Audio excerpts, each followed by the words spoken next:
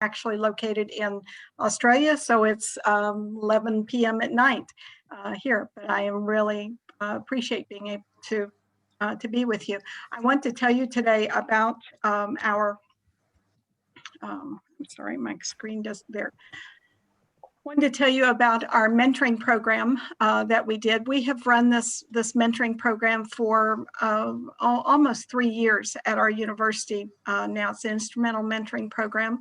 Last year when, and it was mostly a face-to-face traditional type of program. Last year when COVID hit, and of course we went, like most of the people in the world, we went online completely and very, very quickly. We also took this program completely online, and we were really surprised at how well it worked. And so we thought that gave us some opportunities. Some of our students in one of our sessions one day, they actually said, you know, this is just like we're all working together in the same room.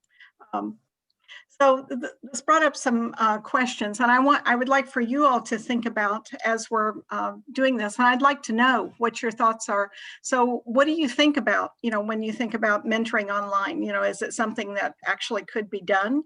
You know, is it just a social, you know, get together? You know, can we do this online?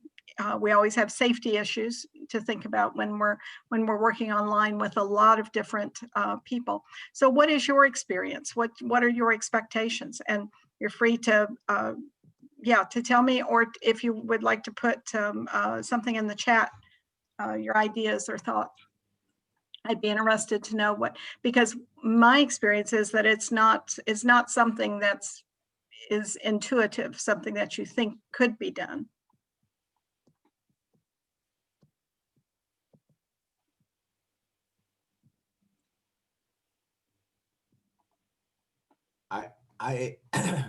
Good morning. I'm Ronnie Brandon from Palo Alto College in San Antonio, Texas. And Hey, Ronnie. Good morning. I really have a heart for mentorship, but I think it's a lot more difficult now in getting students to understand that this is possible and understanding really what mentorship is. The numbers are down for students, you know, willing to be mentored.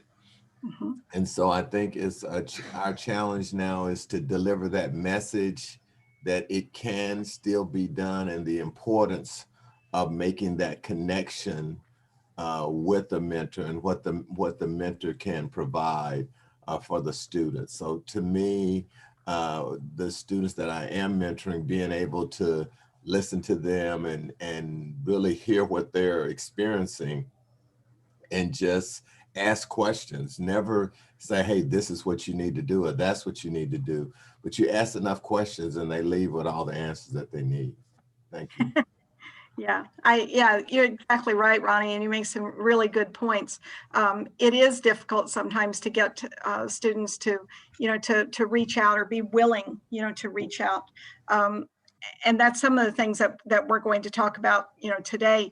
I wanted to give you an idea of how our experience went, because when I first started this project and, you know, wanted to try it, you know, everyone was really skeptical. They're like, oh, students won't do something extra like this. They're not going to, you know, if we can't give them class credit, if we're not going to pay them, you know, are they going to do it? And then to get the mentors, you know, because our faculty, you know, our professors are the mentors for this, and they don't get paid. They don't get extra. It's an extra duty, you know, to them. But what we really found was that it's a win-win situation. So everybody gets something from it. So as long as I think the trick is for our students to know that it is something that that has value and something that they're going to get something from it. So as we're going through as I'm going through the presentation today, some questions that I'd like for you to maybe think about and hold in your mind, and then we're going to come back to them at the end of the presentation. So I want you to think about, as I'm talking about what we did, is this something that you could implement at your institution? Doesn't have to look just like mine, but what would it look like to be workable at your institution? And what students would you want to support? Because one thing that we know about mentoring is that it doesn't necessarily work for all students. Some students it works really, really well for, but for other groups of students, there may be a different intervention. There may be a different way of supporting them that's going to be more effective. So what students are really going to get the most out of this? And when you develop what your outcome, what you want to target for your outcomes, what's going to be the advantages to that? What are you going to get out of it? And what's going to be hard? What are the things that you're going to have to overcome? So again, think about these questions, as we're talking, and then we'll come back to them, at the end. So what I want you to go away with today is to identify what are the effective characteristics, what are the things that would make an online mentoring program work, and make it so that it is something of value for you, both your students and for your staff. And how would you do that? How do you construct an effective online mentoring program? What are the steps to do? And how do you decide what students are going to be the most, that are going to benefit from it the most? So our research question in this project was, does participation in an online instrumental mentoring program increase the sense of belongingness for first-year university students? As I said, when we took this completely online, we had already done this for a year or so, and we had some pretty good data that showed that it was effective. As a traditional face-to-face program, we were getting students to increase their sense of belongingness. We were also getting them to increase their confidence about their skills, particularly around what we targeted was their writing skills. So we found that it did make them feel more confident, more willing to try, more willing to take risk, in the classroom, which translates oftentimes into asking questions or volunteering for leadership positions, that type of thing, and just being willing to think that they have, that they can do this. Now I want you to, this is about a 2-minute clip. And I want you to hear from Emily. Emily was an international student. Like I said, we're located in Australia. Emily was from Canada. She came from Canada to do her master's project. And she started out in our program as a mentor. And she's continued in the project and continued each time. So anyway, I'll stop talking and let you hear from Emily. And hopefully I can do this right and switch my screen. Hi everyone, my name is Emily. Just here to talk briefly about my experience with the writing internship program. I started at the beginning with our first program a couple of years ago as a mentor. This was in our intensive program over the course of 2 weeks rather than spread across the semester. And I had the privilege to work with a number of researchers, including Cindy and Sue and Toni at the same time in that those 2 weeks. I've really enjoyed being able to do research as well as data analysis and work with the different researchers and participants in the program on a lot of the projects. Oh, sorry. I really appreciated being able to choose, I guess, the different projects that are occurring at a particular time, which ones I would like to be interested in based on the needs that are required, and to be able to feel like I'm contributing to them. And last year, one of the highlights was presenting at a conference with two of the other writing interns, Michaela and Ashaya. And so it was really nice to be able to take what we were working on in our internship at the university outside of that sphere. I'm really looking forward to working in the project again this year, and hope to see you soon.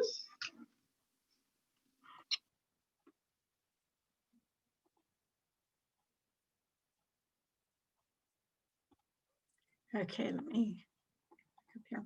So Emily told you a little bit about, before we hear from Ashaya and Michaela, Emily told you a little bit about, I think maybe you got some hints of what our project is all about.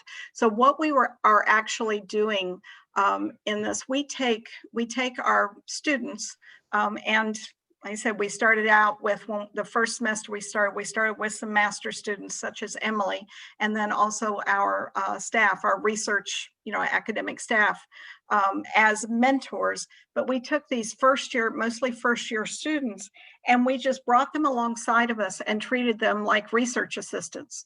And as I said, a lot of people were very, very skeptical, that this would work. The benefit from this and the way that we sold it to our academic staff, and asked them to take on another responsibility, really, was that they were actually going to get some help. This is, we all wish that we had more hours of the day. We all wish that we had more time to connect with our students. And then, we teach, we do research, and, how do we fit all of those in together? So this actually helped us to, as we're working on our research, we bring our students along with us and let them learn. This gave them the opportunity to learn more, have an experience of actual writing experiences, which is the kind of things that they need to do to be able to do to be successful, in their classes. To develop these study skills of how to research, how to find sources, how to synthesize materials. But, they don't, first year students, oftentimes really, really struggle with this. So they had the opportunity to come along with us and do this. Now, we operated this also as a purely strength-based. So we also didn't say, I think that you would really benefit from this because you're really a terrible writer, or you're really struggling in your classes. So, if you come along, we can help you out. Even though that maybe we, that might have been in kind of the back of our mind that this was a student that we really, really needed the support. This was not at all, what we presented to the students. They had to write to be accepted. They had to write a 250-word essay telling us why they should be accepted for the program, what are their skills, what are their strengths. They had to have a staff member recommend them, to sign off on it. Now, in the 3 years that we've actually been doing this, we've never turned a student down, but having them to think about what their strengths are, think about what they can bring to the project helps them to reflect and think about themselves in a different way. We've actually had students that were close to failing, in the program, and now they're some of our strongest students. So it really, really brought them along. Another thing that we do, and I think you heard Emily refer to a little bit, each semester, one of our one of the most important ways that we collect data, we have a focus group at the end of the semester, both at the beginning of the semester and at the end of the semester. And the one at the end of the semester is really a reflection. And we ask the students, what do you want this to look like next semester? One semester, the first time that we did it as a 2-week intensive thing where the students had to commit to putting in 30 hours a week, and they worked 30 hours over a 2-week period. So they had options and they dropped in and out, a lot, and we were, there, but it was pretty intensive. The next semester, they said, we wish that it could go on for longer. So could we meet maybe like one afternoon a week, across the whole semester? So that was the way that we did it then. Now we're at the point where our students are really managing the program. We're just, there to kind of support. And so we have several layers of mentoring.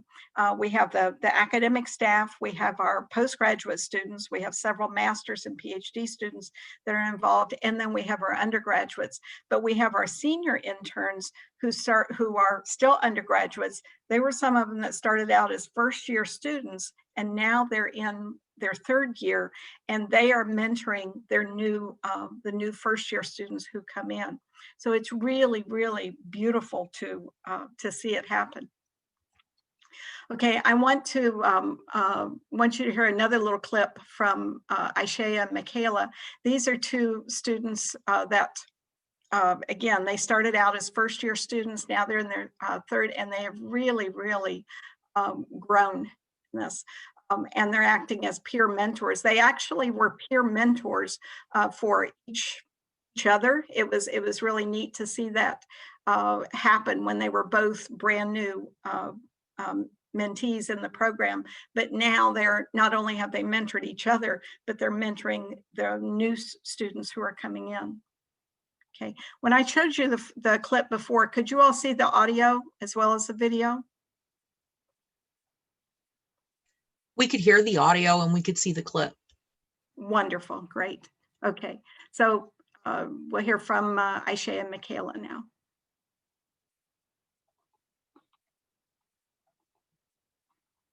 Hi, my name is Aishaya and this is Michaela, and we are student mentors for this project.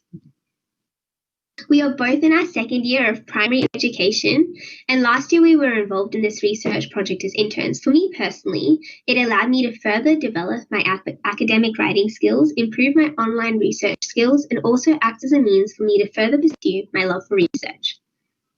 For me, I struggled with academic writing, and it was my 1st year. I found that this internship built my knowledge of academic writing and improved my overall confidence with my writing in class and assessments. Personally, this opened up new opportunities to work with academics, which expanded my understanding of education and research. Last year, we were fortunate enough to take part in the research conference at UWA. On behalf of Dr. Cindy Smith, we presented her research on this project. I found this to be a great opportunity for me to speak and develop my confidence in presenting research and practicing what I've gathered from this internship. Personally, I found this experience quite daunting and exhilarating. It was an amazing opportunity to further develop my public speaking skills. I was in an amazing team which included Emily, Aishea, and we were mentored by Dr. Cindy Smith. And by being around such amazing people, it really helped to reduce my nerves. Through this opportunity, I was able to apply my research skills that I learned during the internship and synthesize this into a speech. And it was also really exciting to see other people's research in the field of education. We are both so excited to work with each of you, and if you need any guidance at all, please don't be afraid to ask either myself or Aishea or anyone else on the team. Thank you all for listening. Bye! Bye!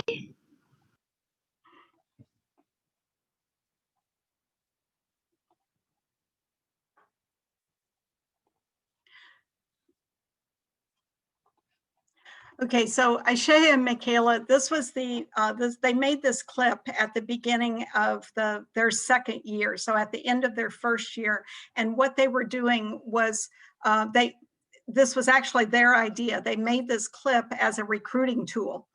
So we posted it on Blackboard in the different units for them to let them know, let the first year students who were coming in that this was something that they, that they should do. And the way this came about, again, it was their idea. They said, when we first started, said we really weren't sure what this was all about, and we weren't sure that that we would be, that we felt like we had to have good writing skills and good research skills already to be able to do that. But that's really not the way it is. That you really can learn. So we feel like that if some of the new students who are coming in understood this, that they would be more likely to join. So they made this this clip, for their peers. One of this last year when we were completely online, we literally all sat on Zoom in our own houses, and we worked together. So we would have the Zoom connections open. We would write, together. Sometimes we would talk. We would give the students tasks. We would ask them how they were doing. We also, something that we implemented also that I felt like was really, really a benefit to being online was that we used a Blackboard site. We used Blackboard for our all of our classes. So we had a what's the word that I want? Just a journaling. Yeah. So each student had their own journaling, thread, and we started each session. The sessions were about an hour and a half to 2 hours, and each session we would start 10 minutes where everybody would just say, okay, everybody stop and journal. So then everybody would write together, and then at the end we would spend a few minutes journaling again. Now, when I say that it was 2 hours working, students were free to come in and out. Sometimes some students would stay for the whole 2 hours. Some would, if they had other classes, they would stay for an hour. We've also had we found that our students were really, really stressed because of COVID and all the changes. So there was sometimes where the students, they were like, we've got assessments due, we've got so much work, and we really can't do anything else. So they were welcome to just come and be connected and just work on their own assessments, not actually work on the research projects, but just to be there. And it helped to build that relationship and to build that trust. And they knew that they were welcome to be in the community, whether or not they were contributing to the research at that moment. And so I think that was really an important thing that we did. So the theoretical framework around this project is really about Bandura, the idea of that we learn through social modeling, that we we develop our ideas, for what's right, what we can do by seeing other competent models to do this. We also drew from the idea of student belongingness. Boyles and Brindle has done a lot of work around this, and they say that if a student has a sense of belongingness to that they feel like that the university community is their community, that is going to affect the way they approach their studies, their motivation, and it actually it promotes cognitive functioning, because if you are stressed, if you're feeling alone, you're using so much energy, on that stress and to worry about what you're doing, that you really can't learn terribly well. So if we can promote that belongingness, then the learning will happen much easier. This is also very consistent with the self-determination theory, the idea of that if we are intrinsically motivated, if it's something that we feel like is of value, then we're going to try harder. In our world, we talk a lot about extrinsic motivators. What are we going to get out of it? But in this project, like I said, the students don't get a lot of external motivation. They don't get paid, they don't get class credit, but they get the learning, they get the knowledge and being able to be more successful. And that is very, very powerful to them. So the idea of generally in mentoring, in the mentoring research, you have in very broad strokes, you have two different types of mentoring. Developmental mentoring, which is primarily about the relationship and starts with the relationship. This is what we generally do with children, small children, early adolescents. We want them to have this relationship. Instrumental mentoring, on the other hand, is about coming together for a purpose, then an instrument, a reason to come together. If we can have a reason to come together, something that I'm going to learn a skill, for instance, then the relationships will happen. If you told university students that, we want you to have a mentor. Ronnie, you were talking about, how do we convince students, that they need to have a mentor, that being involved in a mentoring program is good. So what we do is say, we don't, say that, well, we want you to come and have a mentor. We want you to come and contribute to this, and you're going to get something out of it. You're going to learn more about writing. You're going to help to develop your study skills. You will get something out of this experience. That gets them there, gets them to come, and then the relationships build once they're there. And so instrumental mentoring can be much more effective with late adolescents, university students. You see this type of mentoring with adults, so like workplace mentoring, that type of thing. So if you come together around a common purpose, it's a great way to get students there. So initially in the first couple of years that we did this, almost all of our data that we collected was qualitative. We did the pre and post focus groups, we did the journaling, and we analyzed, all of this. We also did the first semester, we did follow-up interviews 10 months after they had stopped, and we found that the confidence that they had developed, the sense of belongingness and this confidence in their skills, excuse me, was maintained. So at 10 months, they still had this good level of confidence that they had. Now, this semester, we have, because from the information that we found, where we went online with COVID, and we found out that this was really an effective way to work with our students. So we've just gotten some grant money to further expand this completely online, and we're targeting our regional students. So a lot of students that live in very remote areas of Australia, and they're completely online. They may never be on our campus. They're 100% online. We also have a lot of our international students. Right now, we have some of our international students who can't travel, because nobody can travel in Australia, especially has closed all of their borders. So they are in another country studying. So we've got these two groups of students that we really, really need to support. So we're trying to target these particular groups of students more. Now we are combining with another project where we're looking at the way students go, the way they develop their sense of professionalism as they go through their studies. And in this study, we're actually able to look at the academic data.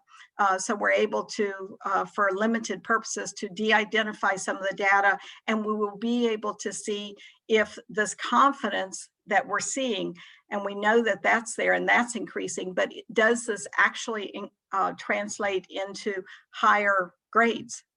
So that's going to be really, really exciting, and I'm looking forward to seeing those outcomes. So some of the things that we've that we've talked about, and some of the characteristics of this program, which I feel like is really, really effective and really makes a difference, that is going to work and it's going to be sustainable, is that, as I talked about, that the academic writing is the instrument. That's the reason that they come, because they see the benefit from that. It's also very, very strength-based. It's focused on, we don't look at, we'll come and learn and we'll help you. It's what can you do? We tell the students from as soon as they get there, we tell them that they are leaders. We expect leadership behavior. We don't expect perfection. In fact, sometimes we model what it looks like to be frustrated about, because we can't get a paragraph to come together right, or we can't find a source that we want. We have a lot of conversations. If I'm going to have a conversation with my colleagues, 3 or 4 of us, we're trying to put together a new project, develop a proposal. We intentionally schedule that during one of our times, and we let our mentees sit in and listen to this.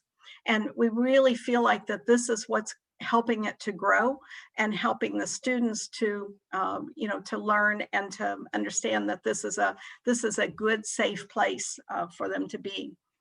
The sustainability comes from the students, because the students are actually taking over the project. It's run on their schedules. It's run according to what they think, how it should be done, what they think is good for it. They come up with projects, and they take it, do a much better job than me or any of my colleagues if we were just doing it on our own. So some of the things that we have found when we went from on campus to completely online, some of the things that we found that we felt are really make a difference to this is that you've got to have quality interactions, whether we are sitting in the same room, or whether we're all together on Zoom, like we are tonight or this morning. Is that it's got to be quality interactions. It's got to be, you've got to let the students know that you care, that they're there, that you believe in them, you believe in their commitment. You don't have to believe in their skills, because their skills may not be there when they first come, but you believe in their commitment and you believe in them. You also, I think there's some great ways that you can actually have more involvement, with online platforms. It gives us a lot more flexibility.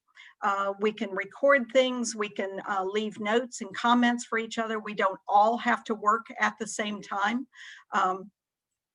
And we break into small groups a lot. I have found that we have that we are developing more small groups. If a student can come online and doesn't have to come to, maybe they don't need to come to campus that day, and if they can come online for a meeting for an hour or so, we're much more likely to get them there. We're more likely to get them there more often. We've also found that in working with our regional students and our international students, the ones that are away, we can't just say, okay, we're going to support this group of students. We've got to find ways to get them to interact with our on-campus students and the students that are far away.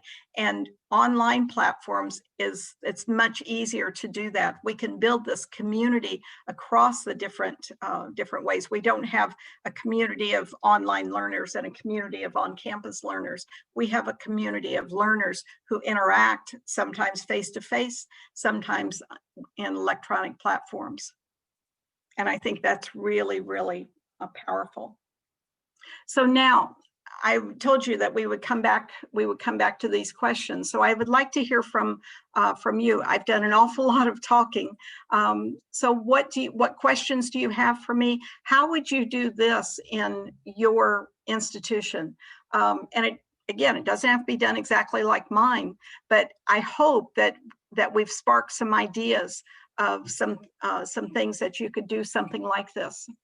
what kind of, who are the students that you would want to support? So I want to hear your ideas now.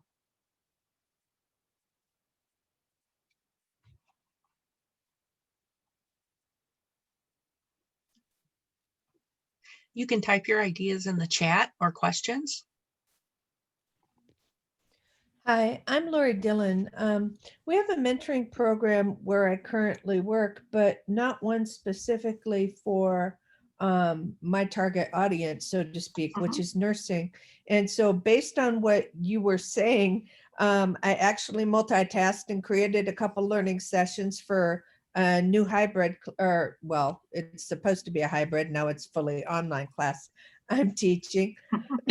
And then in the scope of everything, I'm thinking now, how can we do this just for the nursing department to target those students who are struggling with nursing exams or care plans or the other components that they need to know to be a registered nurse? Those are the things going through my head right now. And I'm like, oh, I got some really good ideas, but I got to see where I can take it. Yeah, I think that's brilliant, because you've got, and again, that's not my area is teaching, so it's your area of expertise. I'm not going to presume to know that, but I would think that in nursing you've got a practical component, and you've got a theoretical component. So there's these two different things, and it sounds like that it's the area that that you might have concerns about are the theoretical component. That's exactly right. Yeah.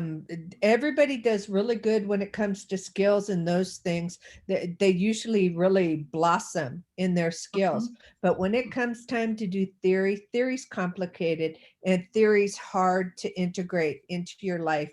And a lot of the students I teach are already what's called LVNs here in Texas, licensed vocational nurses. In another part of the country, they'd be LPNs. And so either way, we're transitioning them from one thought process. They're already nurses, but we're bringing them up a significant level in obligation to the patient, legalities, and other things. And so that theoretical concept is even more important as a registered nurse. And so getting them to grasp that theory is really difficult sometimes. Yeah, I expect so. One idea, I don't know, it might be useful or not, is I know something that our students struggle with a lot is that, it's not that they're not willing to read, or they're not willing to spend that time, in intensive study, but number one, they don't know how. They don't have the study skills, that they need, and they don't know how to get them. And then life gets in the way. It's kind of like saying that, yes, I'm going to go to the gym 3 times, every week. Well, yeah, maybe next week I will. It's hard to get in those routines. So something that this has been really useful for some of our students is just helping to build those routines. Every Tuesday from 1 to 4, they know that I'm going to be sitting there writing, and they can come and they can depend on that, that there is this place, and it doesn't have to be you. You could take some of your senior students, to do this. So sometimes it's just building that routine. And if you can get them together in small groups, then they can learn those, those study skills, support each other, to develop the study skills. Oh, I really, really like that. I really like that. And that, part of what you talked about is absolutely our issue, because we have people who are some coming back to school after 30 years, some coming back to school after just 5 years. So they're not young people in most cases. Our average learners is in their late 20s to early 30s. Occasionally we get older than that, but we need to teach them, not only do they learn differently now, they just can't memorize facts, but just memorizing facts doesn't help them professionally. So we try to mitigate all that. But I have to say, this year in particular, since we've been forced completely online, has been much more difficult for us. And so this is why I really like your idea, and you've just made a whole bunch of things pop in my head, and I'm like, yes. Cindy, I have a comment from the chat. from Okay. Jeremy. Mhm. The hard part for us is with mentoring in labs.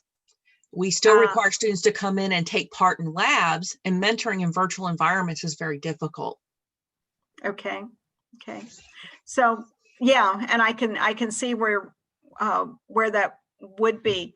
So if it's not something, or what I'm thinking, so in a lab, and I'm sorry I can't get the view so that I can see the chat come up.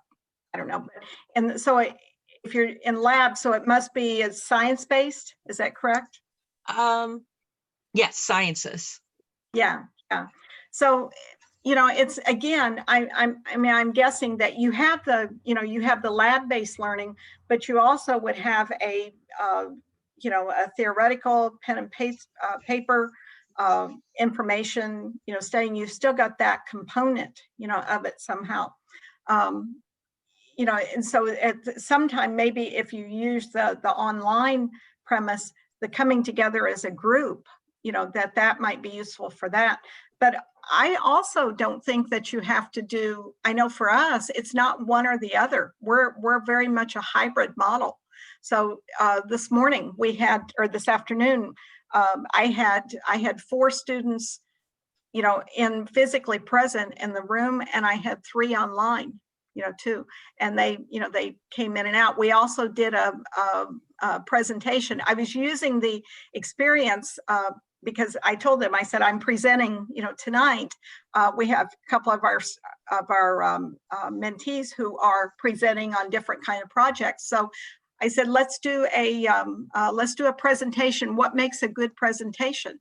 So we did that, and we recorded it and then put it on, the Blackboard, so that the ones who couldn't see it today could look again. So in your lab thing, I'm not sure that you have to do it, it has to be 100%. Either way, it doesn't have to be 100% online, but it gives another option. Would that make sense? Would that help at all?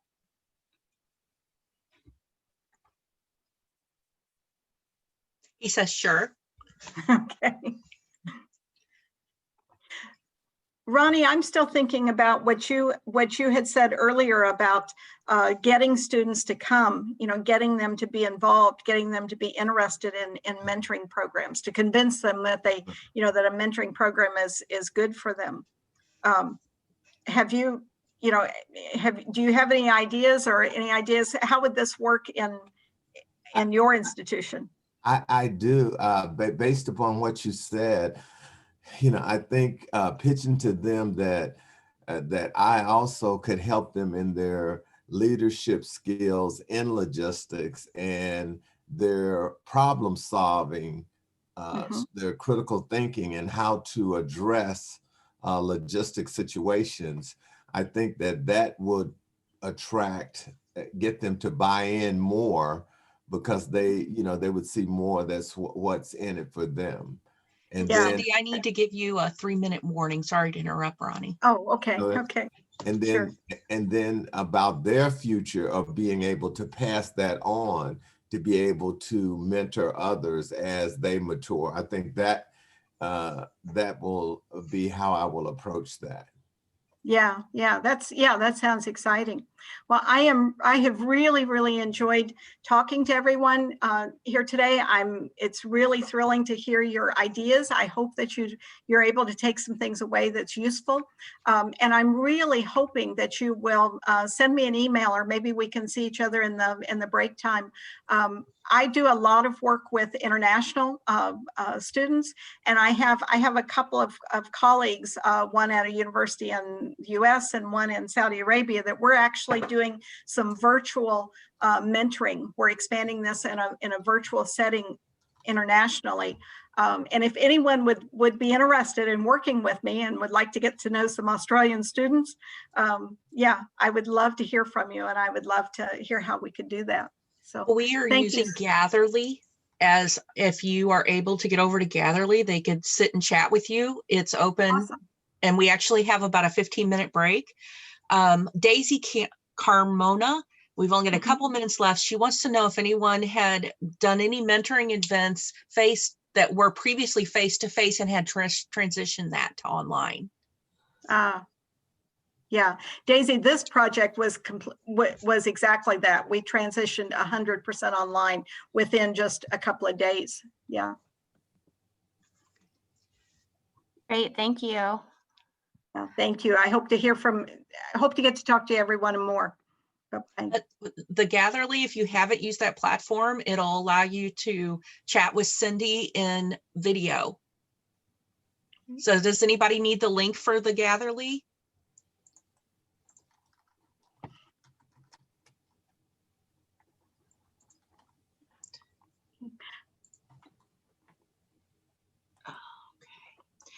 You can find the link for Gatherly in your portal, and I'm going to post it right here, though we have to stop recording real quick, but I'm going to put it here in our chat quickly.